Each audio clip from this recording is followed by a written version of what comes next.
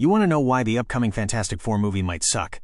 Here's a 1-minute and 30-second statement outlining potential concerns. Start time 0-100. Alright, let's talk about why the new Fantastic Four movie, despite all the hype, could very well fall flat on its face. We've been down this road before, haven't we? 3 previous attempts, and each one a critical and often commercial disappointment. The track record alone is enough to raise a giant orange rocky eyebrow. Time 0-15.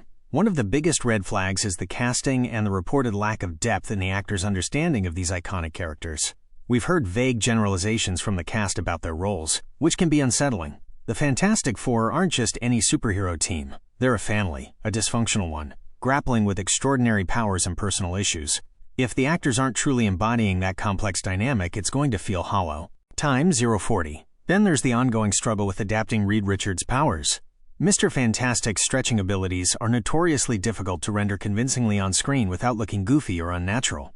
Previous films have struggled, and if the CGI isn't absolutely perfect, it can pull audiences right out of the immersion.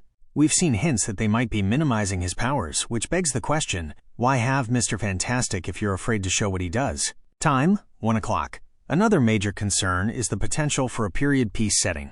While it might be a nod to the comics' origins, making the Fantastic Four a retro team in a modern MCU could create a jarring disconnect and make them feel outdated to a new generation of viewers. It could also make their integration into the wider MCU feel forced or illogical. Time 1:15. And finally, the notorious problem of Dr. Doom. He's arguably Marvel's greatest villain, but every Fantastic Four film has botched him, either making him a corporate rival or downplaying his mystical side.